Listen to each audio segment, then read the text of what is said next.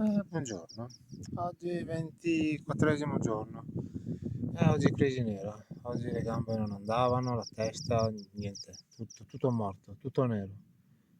Sono le 2 quasi, sto ancora pensando se dormire lì a rifugio a Lodgeway, quello che avevo già dormito durante l'altra via 6, ma mi sa che è la scelta migliore, così almeno mi ripiglio, spenderò soldi, ma fanculo. Da qua non si va molto lontani, se no.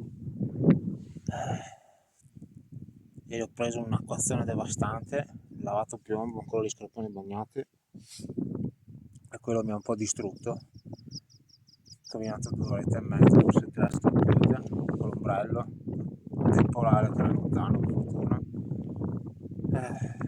E poi ho trovato questa casera Sisis di sotto, mi pare. Ed era buonissimo, mamma mia, mi si deve tenere sul tavolo. Stavo per dormire sul tavolo, ma poi ho lasciato perdere. Ho detto no, no, perché ha piovuto fino alle 5, 5 e mezza, sì.